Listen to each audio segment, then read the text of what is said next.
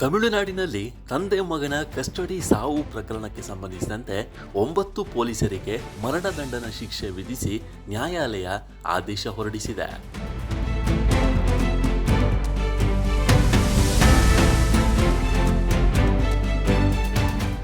ಎರಡು 2020ರಲ್ಲಿ ಕೊರೋನಾ ಅವಧಿಯಲ್ಲಿ ರಾತ್ರಿಯಿಡೀ ಅಂಗಡಿ ತೆರೆದಿದ್ರು ಅನ್ನೋ ಕಾರಣಕ್ಕೆ ತಮಿಳುನಾಡಿನ ತೂತುಕುಡಿ ಜಿಲ್ಲೆಯ ಸಾತನ್ಕುಲಂ ಅಂಗಡಿ ಮಾಲೀಕ ಜಯರಾಜ್ ಮತ್ತು ಅವರ ಮಗ ಬೆನ್ನಿಕ್ಸ್ ಅವರನ್ನ ಸಾತನ್ಕುಲಂ ಪೊಲೀಸರು ಕ್ರೂರವಾಗಿ ಥಳಿಸಿದ್ದರು.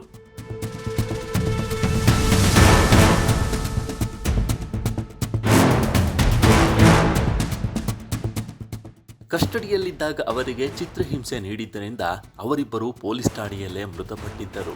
ಇದಕ್ಕೆ ಭಾರಿ ಆಕ್ರೋಶ ವ್ಯಕ್ತವಾಗಿತ್ತು.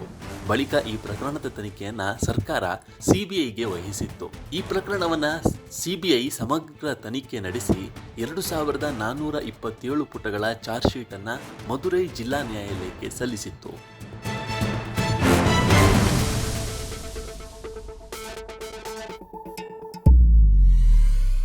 ಅದರ ಆಧಾರದ ಮೇಲೆ ತಂದೆ ಮಗನ ಲಾಕಪ್ ಡೆತ್ ಪ್ರಕರಣದಲ್ಲಿ ಬಂಧಿತರಾದ ಎಲ್ಲ 9 ಪೊಲೀಸರು ತಪ್ಪಿತಸ್ಥರೆಂದು ಕೋರ್ಟ್ ಘೋಷಿಸಿತ್ತು. ನಿನ್ನೆ ಅವರ ಶಿಕ್ಷೆ ಪ್ರಮಾಣ ಪ್ರಕಟವಾಗಿದ್ದು ಎಲ್ಲ ಆರೋಪಿಗಳಿಗೂ ಗಲ್ಲು ಶಿಕ್ಷೆ ವಿಧಿಸಲಾಗಿದೆ. ಈ ಘಟನೆ ನಡೆದು 6 ವರ್ಷಗಳ ವಿಚಾರಣೆ ನಂತರ ನಿನ್ನೆ ತೀರ್ಪು ಹೊರಬಿದ್ದಿದೆ. ವ್ಯಾಪಾರಿ ಪಿ ಜಯರಾಜ್ ಮತ್ತು ಅವರ ಮಗ ಜೆ ಬೆನ್ನಿಕ್ಸ್ ಅವರ ಸಾವಿನ ಪ್ರಕರಣದಲ್ಲಿ ಕೊಲೆ ಮತ್ತು ಸಂಬಂಧಿತ ಅಪರಾಧಗಳಲ್ಲಿ 9 ಆರೋಪಿಗಳನ್ನು ತಪ್ಪಿತಸ್ಥರೆಂದು ನ್ಯಾಯಾಧೀಶ ಜಿ ಮುತ್ತುಕುಮಾರನ್ ತೀರ್ಪು ನೀಡಿದ್ದಾರೆ.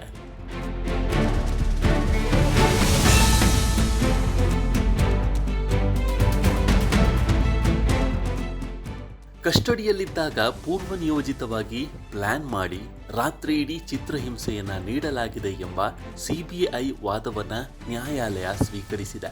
ಹೀಗಾಗಿ ಗರಿಷ್ಠ ಶಿಕ್ಷೆಯನ್ನ ವಿಧಿಸಲಾಗಿದೆ.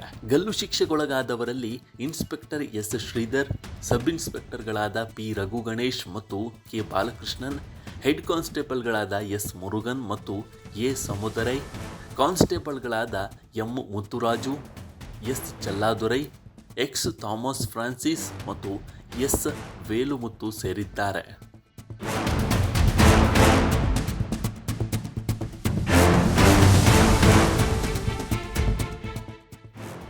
ಹತ್ತನೇ ಆರೋಪಿಯಾದ ವಿಶೇಷ ಸಬ್ ಇನ್ಸ್ಪೆಕ್ಟರ್ ಪೌಲ್ದುರೈ ವಿಚಾರಣೆಯ ಸಮಯದಲ್ಲಿ ಕೋವಿಡ್-19ನಿಂದ ನಿಧನರಾಗಿದ್ದರು. ನಮ್ಮ ಈ ವಿಡಿಯೋ ನಿಮಗೆ ಇಷ್ಟ ಆಗಿದ್ರೆ ಲೈಕ್ ಮಾಡಿ, ಶೇರ್ ಮಾಡಿ ಮತ್ತು ನಮ್ಮ NCIB ಚಾನಲನ್ನು ಈ ಕೂಡಲೇ ಸಬ್ಸ್ಕ್ರೈಬ್ ಮಾಡಿ.